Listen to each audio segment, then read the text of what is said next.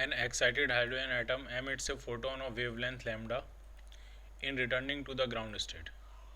एक excited hydrogen atom है और जब वो ग्राउंड स्टेट में लौट के आता है तो जो फोटोन एमिट करता है वो वेवलेंथ उसकी लैम्डा दी हुई है। तो quantum number n of the excited state, जो एक्साइटेड स्टेट है वो उसका क्वांटम नंबर एन कितना है वो आपसे पूछा गया, ठीक है।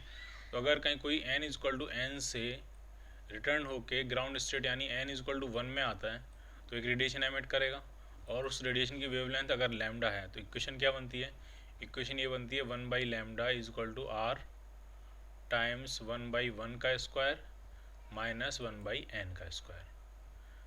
जिस ऑर्बिट में आया है वो यहाँ पुट करते हैं, जहाँ से आया है वो यहाँ पुट करते हैं।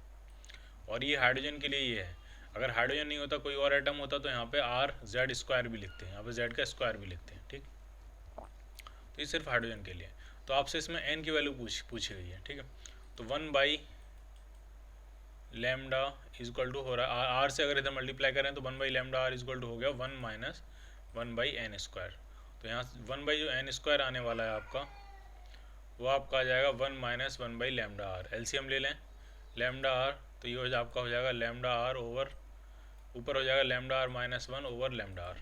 तो यहाँ से जब आप n निकालोगे तो n आ जाएगा under root of lambda r over lambda r minus 1। So your answer will be B part. Magnetic moment of an electron in nth orbit of hydrogen atom. nth orbit में electron जो है तो उसका magnetic moment पूछ रहे हैं। तो magnetic moment और एंगुलर मोमेंटम का जो रेशियो होता है वो आपका होता है Q ओवर 2m। Q होगा उस पार्टिकल का चार्ज, m होगा उस पार्टिकल का मास, L है एंगुलर मोमेंटम और m है मैग्नेटिक मोमेंटम, ठीक। और एंगुलर मोमेंटम किसी और nth ऑर्बिट में अगर इलेक्ट्रॉन है तो उसका एंगुलर मोमेंटम NH/2π होता है। यही है बोहर्स का क्वांटाइजेशन। nth ऑर्बिट में अगर इलेक्ट्रॉन कोई मूव कर रहा है तो उस ऑर्बिट में उसका जो एंगुलर मोमेंटम होगा वो हो जाएगा n टाइम्स h/2π। तो यहाँ से अगर हम मैग्नेटिक मोमेंट निकालेंगे तो हो जाएगा चार्ज इलेक्ट्रॉन का E होता है, मास m मान लेते हैं, इंटू NH/2π। तो ये मैग्नेटिक मोमेंट जो आ गया है वो आ गया n times EH over 4πm। ई इलेक्ट्रॉन का charge, H Planck's constant, m मास है। तो nth ऑर्बिट में जो मैग्नेटिक मोमेंट होता है EH ओवर 4πm होता है। ये जो EH ओवर 4πm है ये बेसिकली हाइड्रोजन एटम के पहले ऑर्बिट में अगर इलेक्ट्रॉन है तो उसका उसका मैग्नेटिक मोमेंट है। इसका एक और नाम होता है, इसको हम कहते हैं बोहर्स मैग्नेटॉन। जैसे एंगुलर मोमेंटम कंजर्वेशन है कि nth ऑर्बिट में जो एंगुलर मोमेंटम होगा वो h/2π का इंटीग्रल मल्टीपल होगा। इसी तरह से मैग्नेटिक मोमेंटम कंजर्वेशन भी आप क्रिएट कर सकते हो कि जो मैग्नेटिक मोमेंट होगा वो EH/4πm का क्या होगा, इंटीग्रल मल्टीपल होगा। पहला ऑर्बिट है तो पहला इंटू 1 कर देंगे, दूसरा ऑर्बिट है तो इंटू 2 कर देंगे, इसी तरह से, ठीक। तो nth ऑर्बिट का कितना आ गया, तो आपका आंसर बनेगा बी पार्ट। इसका एक और नाम होता है, इसको हम कहते हैं Bohr's magneton. Bohr's magneton, it is the magnetic moment of electron of hydrogen atom in its first orbit. The probability of survival of A radioactive nucleus for 1 mean life. एक मीन लाइफ तक कोई radioactive nucleus survive करे उसकी probability पूछिए। तो probability होती है आपकी desired outcome upon total outcomes. तो डिजायर्ड आउटकम क्या है कि एक मीन लाइफ तक जिंदा रहे, वो रिमेन रहे, सर्वाइव करे। तो एक मीन लाइफ में कितने न्यूक्लियाई सर्वाइव करते हैं, तो वो होता है n0 e⁻⁻ λT। टी कितना होगा, 1 mean life, average life, mean life, इतने न्यूक्लियाई सर्वाइव करेंगे upon total number of nuclei कितने होते हैं n0। तो वो ये प्रोबेबिलिटी हो जाएगी, ढंग से समझना है। n इजक्वल टू होता है n0 e⁻⁻ λT। यानी अगर स्टार्टिंग में नंबर ऑफ न्यूक्लियाई n0 थे तो t टाइम बाद कितने न्यूक्लियाई सर्वाइव करेंगे, कितने न्यूक्लियाई रिमेनिंग रहेंगे, वो होता है ये नंबर n, और वो होता है n0 e⁻⁻ λT। तो इतने न्यूक्लियाई हैं जो कि सर्वाइव करते हैं, और टोटल न्यूक्लियाई थे कितने, n0। तो सर्वाइव टी टाइम में, टी टाइम तक सर्वाइव करने की अगर कोई प्रोबेबिलिटी पूछेगा तो वो कितनी हो जाएगी, nuclei survived upon total number of nuclei. Clear. अगर कोई पूछे डिके होने की प्रोबेबिलिटी कितनी होगी कि टी टाइम में कोई न्यूक्लियाई डिके हो जाता है, तो अब हम ऊपर नीचे तो रखेंगे टोटल नंबर ऑफ न्यूक्लियाई, लेकिन ऊपर रखेंगे डिकेड न्यूक्लियाई। तो डिकेड न्यूक्लियाई कितने होंगे, तो हो जाएंगे n0 - n। तो ये प्रोबेबिलिटी है कि कोई भी न्यूक्लियाई टी टाइम में डिके कर जाए। और ये प्रोबेबिलिटी है कि कोई भी न्यूक्लियाई टी टाइम तक सर्वाइव कर जाता है, और दोनों का सम कितना होना चाहिए, 1 होता भी है 1। ठीक, तो हमें तो सर्वाइवल की प्रोबेबिलिटी पूछी, तो survived upon total T average जो होता है वो 1/λ के बराबर होता है, तो ये एन नॉट से एन नॉट कैंसिल आउट हो गया, तो ये आया e⁻⁻1 यानी 1/e। तो एक मीन लाइफ सर्वाइव करने की प्रोबेबिलिटी जो होती है वो होती है 1/e। So your answer will B A part. When the voltage applied to an X-ray tube is increased from 10 kV to 20 kV, the wavelength difference between K alpha line and the short wavelength limit of the continuous X-ray spectrum increases by factor of 3। आराम समझना हो क्या रहा है। देखो,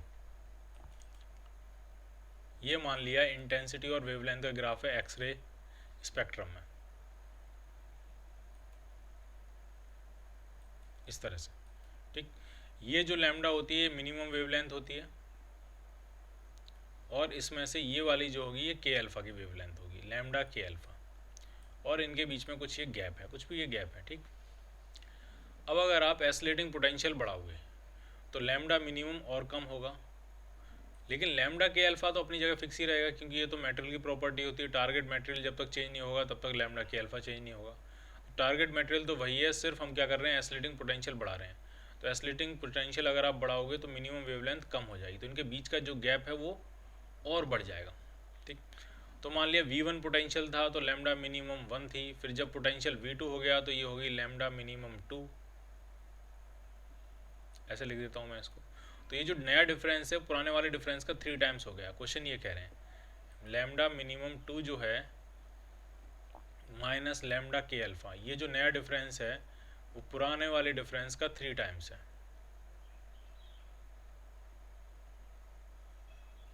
ये question में आपसे कह रहे हैं। लैम्डा मिनिमम कैसे निकालते हैं, तो जो लैम्डा मिनिमम होता है वो आपका होता है 1, अगर हम एंगस्ट्रॉम में लिखें तो ऐसा लिख सकते हैं 12375 अपॉन एनर्जी जो है वो आपकी इलेक्ट्रॉन वोल्ट में होगी। तो पहला वाला जो लैम्डा मिनिमम होगा 10 किलो वोल्ट पोटेंशियल था, 10 किलो वोल्ट पोटेंशियल से अगर एक इलेक्ट्रॉन को एसिलेट कराओगे तो उसके पास 10 किलो इलेक्ट्रॉन वोल्ट एनर्जी आ जाएगी, यानी 10,000 इलेक्ट्रॉन वोल्ट। और लैम्डा मिनिमम 2 जो होगा 12375 अपॉन, अब उसी इलेक्ट्रॉन को आप 20 किलो वोल्ट से एसिलेट करा रहे हो तो उसके पास एनर्जी कितनी आ जाएगी, 20,000 किलो वोल्ट, 20,000 वोल्ट। तो ये आ जाएगा। तो ये वैल्यू हम यहाँ पुट करेंगे, थोड़ा सा सॉल्व करेंगे और यहाँ से क्या फाइंड कर लेंगे, लैम्डा के अल्फा। क्लियर। और ये लैम्डा के अल्फा आपको किस में आने वाली, ये सारी जो वेवलेंथ्स हैं ये सारी एंगस्ट्रॉम में आने वाली हैं, तो लैम्डा के अल्फा भी किस में आएगा, एंगस्ट्रॉम में। और उससे अगर आपको z फाइंड करना है तो वो आपका होता है इक्वेशन क्या लिखेंगे हम, 1/λ K alpha is equal to r times K alpha है तो z माइनस 1 का स्क्वायर इंटू 1/1 का स्क्वायर माइनस 1/2 का स्क्वायर। तो लैम्डा के अल्फा एक बार आपको पता लग जाएगा, r की वैल्यू आपको पता होती ही है। फिर और यहाँ से हम क्या फाइंड कर लेंगे, z मिलते ही आपको पता लग जाएगा कि जो टारगेट एलिमेंट है वो उसका z कितना है, वो कौन सा एलिमेंट है। Clear. Light of wavelength 330 nanometer falling on a piece of metal ejects electrons with sufficient energy which requires voltage V0 to prevent them from reaching the collector। यानी ये V0 जो है वो स्टॉपिंग पोटेंशियल है किन के लिए, उन इलेक्ट्रॉन्स के लिए जो 330 नैनोमीटर लाइट से इमर्ज हुए हैं। ठीक, तो अगर हम इक्वेशन लिखें तो इक्वेशन ये होती है, जो EV0 एनर्जी होती है वो आपकी होती है h nu minus work function phi. कितनी एनर्जी आई थी फोटोन के फॉर्मेट में, एच न्यू लिख सकते हो, आप एच सी बाई लैम्डा भी लिख सकते हो इसको। तो इक्वेशन ये बन जाएगी EV0 is equal to H C by lambda minus work function phi. कितनी एनर्जी आई थी, वो एच सी बाई लैम्डा थी, उसमें से खर्च कितनी होगी, वर्क फंक्शन के बराबर। तो जो रिमेनिंग बचेगी जिसको हम मैक्सिमम काइनेटिक एनर्जी कहते हैं, और उस मैक्सिमम काइनेटिक एनर्जी को ख़त्म करने के लिए स्टॉपिंग पोटेंशियल लगाया जाता है।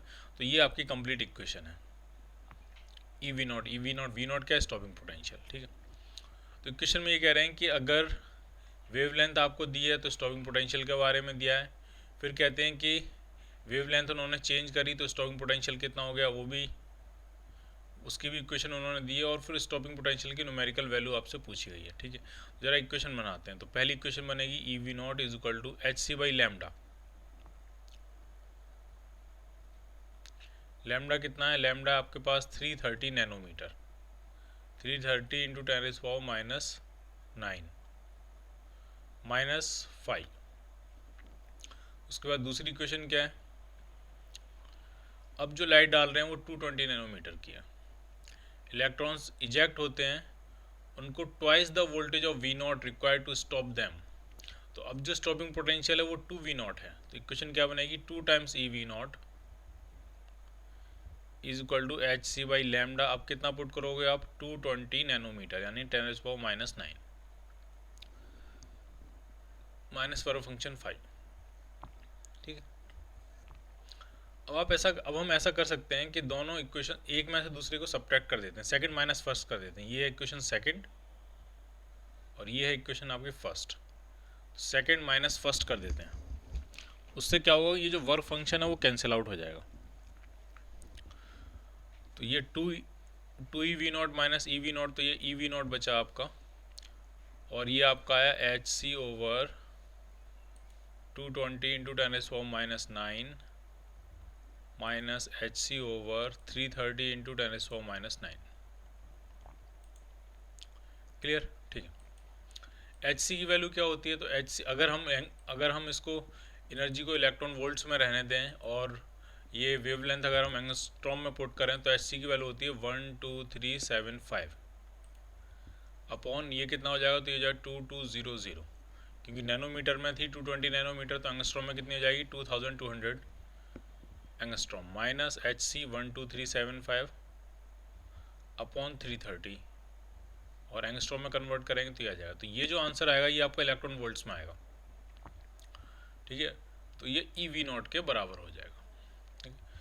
ई इलेक्ट्रॉन का चार्ज है, वी पोटेंशियल है। क्लियर? और आंसर आपका इलेक्ट्रॉन वोल्ट्स में ही आ रहा है। इसका ये जो सॉल्व करके आंसर आएगा वो भी इलेक्ट्रॉन वोल्ट्स में आएगा। तो इलेक्ट्रॉन के चार्ज से इलेक्ट्रॉन का चार्ज कैंसिल आउट हो जाएगा, तो यही आपको पोटेंशियल मिल जाएगा। वी नॉट की वैल्यू है वोल्ट, अब बस वोल्ट ही बचा, तो वही इसका आंसर होगा। तो यहाँ पे एलसीएम कितना आ जाएगा? तो एलसीएम आपका आ जाएगा 6600, 12375 बाहर आ जाएगा, अंदर बचेगा 3 - 2 यानी 1। तो ये आपका आंसर होगा 00। तो पॉइंट यहाँ लगा सकते हो आप इसको, फिर आप थोड़ा सा सॉल्व कर लो। 123.75 अपॉन 66, तो ये अप्रॉक्सीमेट हाफ, लगभग 2 बार ये चला जाएगा पूरा। 2 से कम बार ही जाएगा, 2 से थोड़ा सा कम होगा, तो आंसर अराउंड 1.9 के आसपास आपको मिल जाएगा।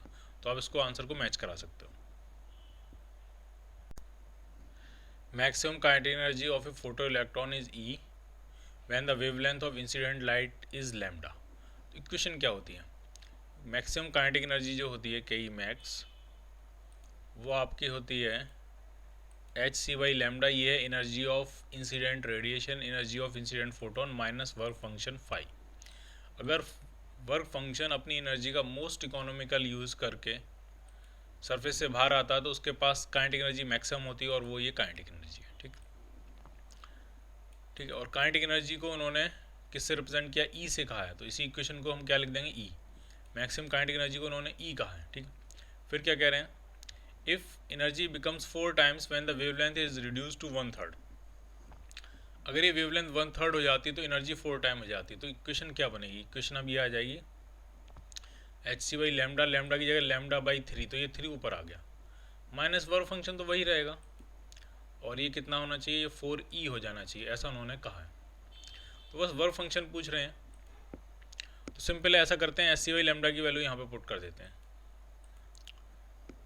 ओके, या फिर ऐसा करते हैं ई की वैल्यू यहाँ पुट कर देते हैं, क्योंकि वर्क फंक्शन जो पूछा वो एच सी बाई लैम्डा के टर्म्स में पूछा, ई की टर्म्स में नहीं पूछा है। ठीक है, तो ऐसा करते हैं ई की वैल्यू यहाँ पुट कर देते हैं। तो 3 HC by lambda minus 5 is equal to 4 times E. कितना है? ई है आपका H C by lambda minus 5, 3 HC by lambda minus 5 is equal to 4 HC by lambda minus 4 तो ये 5 इधर आ जाएगा, या 4 5 को इधर ले आओ तो इधर बचेगा 3 5। और इस तरफ आपके पास सामने बचेगा सिर्फ एच सी बाई लैम्डा। तो जो वर्क फंक्शन आ रहा है वो आपका आ रहा है h C by 3 lambda, h C by 3 lambda. So your answer will be B part. If the frequency of K alpha X-ray emitted from the element with atomic number 31 is F। K alpha X-ray के बारे में बात कर रहे हैं और atomic number जिसका 31 है उसकी फ्रीक्वेंसी आपको F दी है। तो मोजले का जो लॉ है वो ये कहता है कि under root of F of K alpha, frequency of K alpha अगर हम निकालें तो वो होती है A times Z minus B, और K alpha के लिए B की वैल्यू 1 होती है।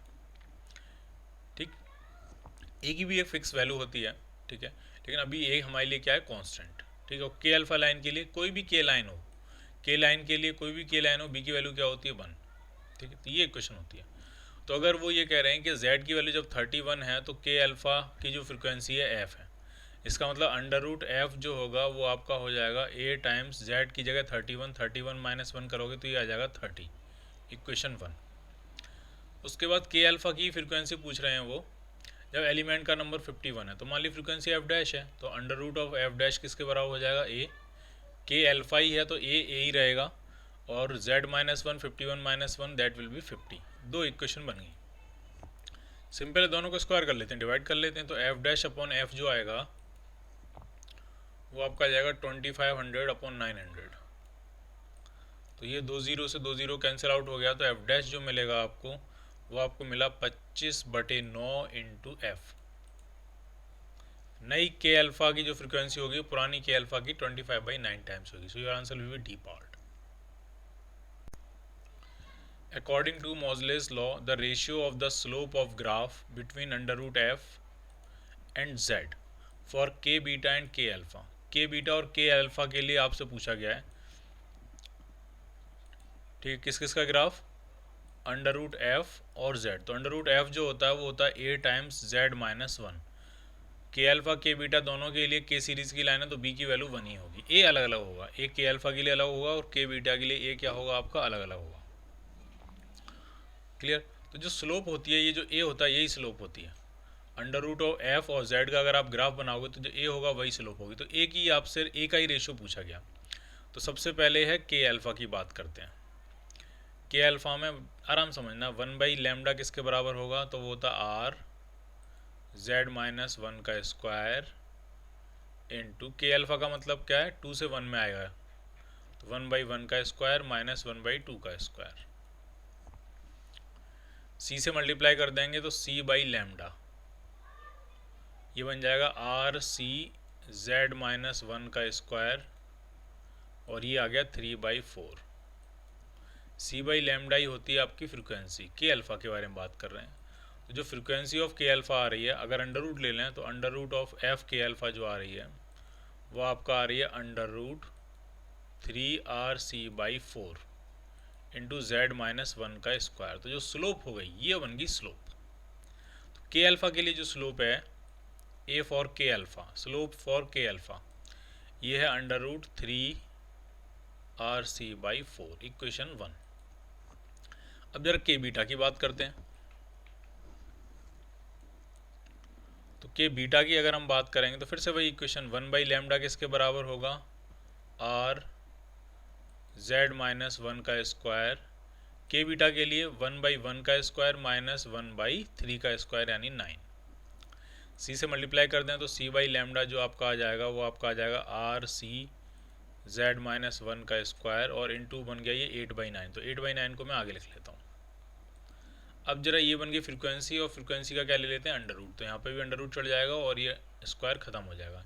जब अंडर रूट यहाँ चढ़ाया था तो ये स्क्वायर क्या हो गया था, खत्म हो गया था। ठीक है, इसका मतलब under root of frequency for K beta is equal to आ रही है under root 8rc/9 into Z minus 1। अब इसकी जो स्लोप है वो ये है, यानी ए के बीटा के लिए जो स्लोप आ रही है ग्राफ की वो अंडर रूट 8rc/9 आ रही है। अब आप देखो किस किस का रेशियो पूछा है, के बीटा अपॉन के अल्फा है कि के अल्फा अपॉन के बीटा है। तो पहले के बीटा है और उसके बाद के अल्फा है, यानी के बीटा अपॉन के अल्फा आपसे पूछा गया। तो slope for K beta upon slope for के अल्फ़ा जो आएगी वो आप आर सी कैंसिल आउट हो जाएगा, तो इसमें आएगा √8/9 और इसमें आ गया 3/4। तो ये कितना आंसर बनने वाला है, तो यहाँ से 4 ये 4 यहाँ 4 अंडर रूट के बाहर आ गया। इसी तरह से इन दोनों में से 3 अंडर रूट के बाहर आ गया और अंडर रूट के अंदर यहाँ जो बचा, या सीधे सीधे अंडर रूट के अंदर ही देखें क्योंकि ऑप्शन शायद अंडर रूट के अंदर ही दिए हैं, तो ये हो जाएगा 32/27 √32/27। So your answer will be A part. Consider the nuclear fission reaction W is equal to X plus Y. Fission हो रहा है, टूट रही है रिएक्शन। न्यूक्लियस जो है वो एक टूट रहा है और 2 लाइटर न्यूक्लियाई में कन्वर्ट हो रहा है X plus Y। एक हैवी न्यूक्लियस जो है वो 2 लाइटर न्यूक्लियस में टूट रहा है और कुछ एनर्जी रिलीज हो रही है। कितनी एनर्जी रिलीज होगी वही आपसे पूछा गया है। तो जो अगर आपको बाइंडिंग एनर्जी दी हो तो binding energy of products minus binding energy of reactants, ये होती है Q value, energy released in a reaction. अब प्रोडक्ट्स की बाइंडिंग एनर्जी मतलब binding energy of X plus binding energy of Y. अब आपको जो दिया है इस तरफ वो बाइंडिंग एनर्जी पर न्यूक्लियन दिया है और इस तरफ ये नंबर ऑफ न्यूक्लियन है। तो एक्स की अगर कोई बाइंडिंग एनर्जी पूछेगा तो हो जाएगा E3 × N3। तो ये हो जाएगी एक्स की binding energy E3 × N3 plus Y की बाइंडिंग एनर्जी कोई पूछेगा तो वो हो जाएगी E2 × N2। तो ये आपका हो जाएगा E2 × N2, ये वाई की बाइंडिंग एनर्जी हो गई। इसमें से किसको माइनस कर देंगे हम, इसमें से हम W की बाइंडिंग एनर्जी को माइनस कर देंगे, तो वो हो जाएगी E1 × N1। तो इतनी एनर्जी इस रिएक्शन में लिबरेट होगी। अगर मासेस दिए हों तो मास डिफेक्ट निकाल के हम 931.5 MeV से मल्टीप्लाई कर देते हैं, अगर मासेस आपके एटॉमिक मास यूनिट में दिए हों। और अगर बाइंडिंग एनर्जी दी हों तो इक्वेशन ये होती है, किसी भी रिएक्शन में जो एनर्जी लिबरेट होगी वो होती है binding energy of products minus binding energy of reactants. Energy तभी लिबरेट होगी जब आपके प्रोडक्ट्स जो हैं वो ज़्यादा स्टेबल होंगे, उनकी बाइंडिंग एनर्जी ज़्यादा होगी। ठीक, binding energy of products minus binding energy of reactants. तो कौन सा आंसर बन रहा है आपका, E3N3 plus E2N2 minus E1N1। So your answer will be B part. Two radioactive nuclei A and B have disintegration constant lambda A and lambda B, and initially N1, Na and Nb number of nuclei of them are taken। आराम समझना है, दो आपके पास radioactive nuclei हैं, दो sample हैं, एक A का है एक B का है। इनका इनिशियल नंबर Na है और इसका इनिशियल नंबर Nb था। इसका डिसइंटीग्रेशन कांस्टेंट लैम्डा A है और इसका डिसइंटीग्रेशन कांस्टेंट लैम्डा B है। ठीक, तो पूछ रहे हैं कितनी देर के बाद, after how much time there undisintegrated nuclei are same, इनके जो रिमेनिंग न्यूक्लियाई हैं वो बचेंगे बराबर। तो मान लिया टी टाइम है वो, और टी टाइम के बाद इसके कितने बचेंगे, तो इसके बचेंगे Na e⁻ lambda A × T, यही तो होते हैं remaining nuclei, N0 e⁻ lambda T। तो ये बचेंगे A के जो न्यूक्लियाई होंगे टी टाइम के बाद। टी टाइम के बाद B के कितने बचने वाले हैं, तो वो हो जाएगा Nb e⁻ lambda B T, ये B के बचेंगे। तो बस ये टी टाइम ही फाइंड करना है। तो जरा आराम से देखो कैसे करने आ रहे हैं हम। Nb को यहीं रखते हैं, Na को इधर ले आते हैं, तो ये इधर तो आ गया आपका Nb/Na। ऐसा इसीलिए किया है क्योंकि सब में Nb/Na ही है। आप चाहो तो Na/Nb भी कर सकते हो, लेकिन सब में वही दिया है। और इस वाले टर्म को इधर लेके आएंगे तो ये आ जाएगा e⁻ lambda AT plus lambda BT। तो प्लस के साथ पहले लिख देता हूँ मैं इसको, e⁻T कॉमन ले लिया तो अंदर बचा lambda B minus lambda A। अब अगर e⁻ ख़त्म करनी तो लॉग लेना पड़ेगा, तो ये बचेगा T lambda B minus lambda A equal to हो गया लॉग बेस E या ln Nb/Na। क्लियर। तो यहाँ से T कितना, वो टाइम कितना आने वाला है, वो टाइम आ जाएगा 1/ lambda B minus lambda A into ln Nb/Na। So your answer will B C part. अगर आपने उल्टा लिया होता, अगर आपने Na/Nb लिया होता तो यहाँ जो आंसर आता, यहाँ जो आता वो lambda A minus lambda B हो जाता फिर। Clear. Light of wavelength 0.6 micrometer from a sodium lamp falls on a photocell and causes the emission of photoelectrons for which stopping potential is 0.5 volt. आपको wavelength दी है जिससे emission होता है, उन emission में जो फास्टेस्ट इलेक्ट्रॉन होता है, जो मैक्सिमम काइनेटिक एनर्जी लेके इलेक्ट्रॉन आएगा, उसको रोकने के लिए स्टॉपिंग पोटेंशियल दिया 0.5 वोल्ट। इक्वेशन ये होती है E V not is equal to H C by lambda minus work function phi. अगर वी नॉट के टर्म्स में इक्वेशन बनाओगे तो ये आपके आ जाएगी H C by E lambda minus phi by E. ये है स्टॉपिंग पोटेंशियल की इक्वेशन।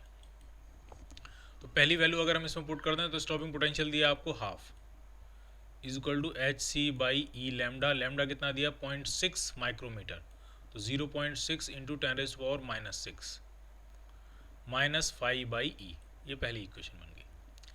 फिर कह रहे हैं कि अगर वेव लेंथ 0.4 माइक्रोमीटर कर देते हैं तो स्टॉपिंग पोटेंशियल 1.5 वोल्ट हो जाता है।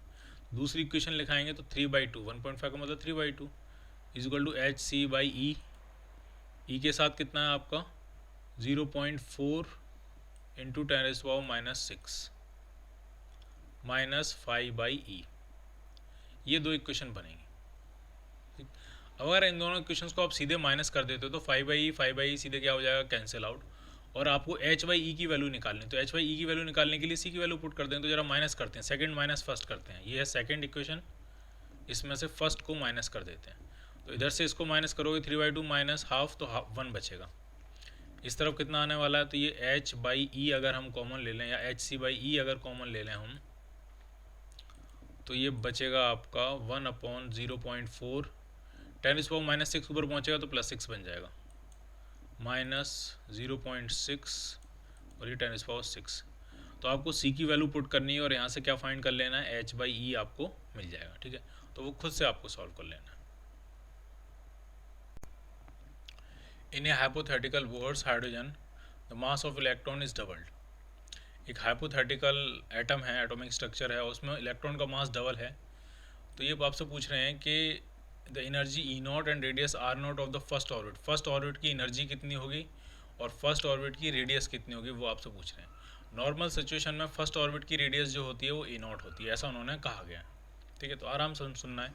इक्वेशंस क्या क्या होती हैं। इक्वेशन एक तो ये होती है कि angular momentum conservation MVR, electron का मास, इलेक्ट्रॉन की वेलोसिटी, इलेक्ट्रॉन की radius is equal to NH/2π। एक इक्वेशन तो ये होती है। ठीक, नॉर्मल सिचुएशन में हम इक्वेशन देख रहे हैं। ठीक है, m इलेक्ट्रॉन का मास होता है। दूसरी इक्वेशन होती है कि इलेक्ट्रॉन पे लगने वाला सेंट्रीफ्यूगल फोर्स जो होता है वो इलेक्ट्रोस्टैटिक फोर्स से बैलेंस हो रहा होता है, यानी K times ZE into E/r²। एक आर से एक आर कैंसिल, एक आर इसके साथ हो जाएगा, तो mv²r जो आपका आएगा वो आपका हो जाएगा KZE² के बराबर। तो इसको कहते हैं हम इक्वेशन 1 और इसको कहते हैं हम इक्वेशन 2। आराम से समझते जाना आपको। ठीक, अगर हम सेकंड अपॉन फर्स्ट करें तो डायरेक्ट v मिलेगा, m कैंसिल आउट हो जाएगा। इसका मतलब वेलोसिटी जो है वो मास पे डिपेंड नहीं करती, it is independent of mass. Clear, यहाँ तक बात साफ है। ठीक, अगर वेलोसिटी जो है वो मास से इंडिपेंडेंट आ रही है तो रेडियस जो आएगी वो मास की पावर -1 के प्रोपोर्शनल हो जाएगी, इन्वर्स के प्रोपोर्शनल हो जाएगी। वेलोसिटी जो आ रही है वो मास के इंडिपेंडेंट आ रही है। अगर वेलोसिटी की वैल्यू हम यहाँ पुट करेंगे तो रेडियस निकालने के लिए मास को इस तरफ लेके जाएंगे, तो वेलोसिटी तो मास पे डिपेंड कर नहीं रही है, लेकिन जो रेडियस है वो मास की पावर -1 पे डिपेंड कर रही है, यानी 1/m के प्रोपोर्शनल है रेडियस। तो मास अगर आप डबल करोगे तो रेडियस आधी हो जाएगी। पहली बात तो ये समझ में आना चाहिए, यानी जो नई रेडियस होगी r0 वो पुरानी रेडियस की हाफ हो जाएगी a0/2। अब दूसरी बात समझो, टोटल एनर्जी। जो नॉर्मल सिचुएशन में जो टोटल एनर्जी होती है किसी भी ऑर्बिट में, हाइड्रोजन के केस में -13.6 अपॉन n² करके कुछ इस तरह से होती है, या इन जनरल अगर हम देखें तो जो टोटल एनर्जी होती है वो नेगेटिव ऑफ काइनेटिक एनर्जी के बराबर होती है, या नेगेटिव ऑफ बाइंडिंग एनर्जी के बराबर होती है, या पोटेंशियल एनर्जी का आधा होती है। ये सारी चीज़ें होती हैं। अब काइनेटिक एनर्जी को फोकस करते हैं क्योंकि वो आसान है। काइनेटिक एनर्जी होती है 12mv², और अभी हमने देखा कि जो v है वो तो मास पे डिपेंड नहीं कर रही है। इसका मतलब जो एनर्जी है जो कि नेगेटिव ऑफ काइनेटिक एनर्जी के बराबर है, ये मास के डायरेक्टली प्रोपोर्शनल हो जाएगी। क्लियर। अगर नॉर्मल सिचुएशन में ग्राउंड स्टेट में जो एनर्जी होती है हाइड्रोजन एटम की, वो 13.6 इलेक्ट्रॉन -13.6 इलेक्ट्रॉन वोल्ट होती है। तो इस सिचुएशन में जो एनर्जी होगी वो उसकी डबल यानी -27.2 इलेक्ट्रॉन वोल्ट हो जाएगी। क्लियर? तो आपका आंसर क्या बनेगा? आपका आंसर बनेगा ए part. Imagine an hydrogen atom made up of a proton and a hypothetical particle of double the mass of electron but having the same charge as of electron। ये कुछ पिछले question जैसा ही है। इसमें इलेक्ट्रॉन की जगह एक डबल मास का इलेक्ट्रॉन है, मास सिर्फ डबल है लेकिन चार्ज जो है वो सेम ही है। अब इसमें बोर्स मॉडल अप्लाई करना है, सारे possible transition and consider all possible transition of this hypothetical particle to the first excited level। First excited level मतलब n इक्वल टू 1 जो होता है वो तो होती है ग्राउंड स्टेट, उसके बाद n इक्वल टू 2 जो होता है यही होता है आपका फर्स्ट एक्साइटेड लेवल। तो इस पे आपको सारे ये हाइपोथेटिकल एटम है, इसमें सारे ट्रांजिशन कंसीडर करने हैं। किसी भी n इक्वल टू n से, किसी भी n इक्वल टू n से जंप करके वो कहाँ आना है, वो n इक्वल टू 2 तक आना है। तो लॉन्गेस्ट वेवलेंथ के बारे में पूछ रहे हैं, तो लॉन्गेस्ट वेवलेंथ के लिए तो मिनिमम एनर्जी, और मिनिमम एनर्जी के लिए कहाँ से जंप करके आएगा, ये n इक्वल टू 3 से n इक्वल टू 2 में जंप करके आएगा। फिर इससे जो निकलेगी वेवलेंथ, एनर्जी मिनिमम होगी, वेवलेंथ क्या होगी आपकी मैक्सिमम। ठीक है, नॉर्मल सिचुएशन में कितनी निकलती है वेवलेंथ, तो आराम से आपको समझना है। नॉर्मल सिचुएशन में 1/λ इज इक्वल टू होता है r, 1/2 का स्क्वायर यानी 1/4 माइनस 1/3 का स्क्वायर यानी 1/9। तो लैम्डा जो आपका आ गया वो आपका आ गया 36/5r, 36/5r। नॉर्मल सिचुएशंस में लैम्डा इतना आता है। ठीक, लेकिन हमारी जो सिचुएशन है ये एबनॉर्मल है, इसमें इलेक्ट्रॉन का जो मास है वो डबल है। m की जगह हमें क्या पुट करना है, 2m। तो पिछले क्वेश्चन में हमने देखा था कि जो मास अगर डबल हो गया तो एनर्जी भी डबल हो जाएगी। जो ग्राउंड स्टेट की एनर्जी -13.6 इलेक्ट्रॉन वोल्ट होती थी वो हो गई थी -27.2 इलेक्ट्रॉन वोल्ट। इसका मतलब हर स्टेट की जो एनर्जी होगी वो डबल हो जाएगी। ठीक है, जितनी थी माइनस में जितनी थी उससे 2 टाइम्स हो जाएगी। इसका मतलब 2 की एनर्जी भी डबल हो चुकी होगी, 3 की एनर्जी भी डबल हो, सारी एनर्जीज जो हो जाएंगी डबल हो जाएंगी। अगर हम ढंग से देखें तो एनर्जी डिफरेंस का जो फॉर्मूला बनेगा जो कि -13.6 बनता था वो बनेगा 27.2 आ जाएगा वहाँ पे, और फिर हम लिखेंगे 1/n1 का स्क्वायर माइनस 1/n2 का स्क्वायर। ठीक, अगर सारी एनर्जीज डबल हो गई हैं, n1 की एनर्जी डबल, 2 की एनर्जी डबल, 3 की एनर्जी डबल, इसका मतलब ये जो एनर्जी डिफरेंस होगा ये भी डबल हो गया होगा। और एनर्जी अगर डिफरेंस डबल हो जाएगा तो वेवलेंथ हाफ हो जाएगी। तो अब जो मैक्सिमम वेवलेंथ निकलेगी वो एक्चुअल की हाफ निकलेगी। तो ये 36/5r नहीं होगा, ये सिंपली होगा 18/5r। So your answer will be 18/5r, C part. A photon has the same wavelength as the de Broglie wavelength of an electron। एक फोटोन की वेवलेंथ और इलेक्ट्रॉन की डी ब्रॉय वेवलेंथ सेम कह रहे हैं वो। Given that c is the speed of light and v is the speed of electron. ठीक है, which of the following relation is correct, E energy kinetic energy of electron, E pH energy of photon, और फिर उनके momentum भी है। ठीक है, आराम से देखो आप, दोनों की वेवलेंथ सेम है। अब इलेक्ट्रॉन के लिए जो वेवलेंथ होती है लैम्डा वो होती है h/p। तो इलेक्ट्रॉन का जो मोमेंटम होगा pe वो आपका हो जाएगा h/λ। लैम्डा दोनों के लिए सेम है, तो ये तो हो गया इलेक्ट्रॉन का मोमेंटम। अब जरा फोटोन की बात कर लेते हैं। तो फोटोन के लिए जो मोमेंटम एनर्जी जो होती है वो pe = pc होती है। तो फोटोन का जो मोमेंटम होता है p = E/c।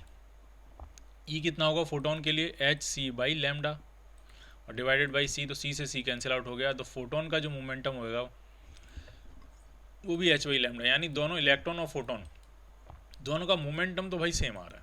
ठीक, अब जरा एनर्जी की बात करते हैं। इलेक्ट्रॉन की काइनेटिक एनर्जी जो होगी E वो आपकी होगी p²/2m। ठीक, और फोटोन की जो फोटोन की जो एनर्जी होगी वो सिंपली होती है p/c। ठीक, तो मोमेंटम तो दोनों के बराबर हैं लेकिन एनर्जी दोनों की बराबर नहीं होगी, इनका रेशियो पूछा गया है। तो E/EPH जो आ रहा है आपका, तो एक मोमेंटम से एक मोमेंटम कैंसिल आउट हो गया, तो ये आपका आ गया p/2mc। ठीक, क्लियर है ये? तो फोटोन इलेक्ट्रॉन के मोमेंटम को आप चाहो तो लिख सकते हो, मास आपको दिया है, इलेक्ट्रॉन का मास m है और स्पीड उसकी v है, तो इलेक्ट्रॉन के मोमेंटम को m इंटू वी लिख सकते हो। जब आप इसको m इंटू वी लिखोगे तो m से m क्या हो जाएगा, कैंसिल आउट, तो एनर्जी का रेशियो आ रहा है v/2c।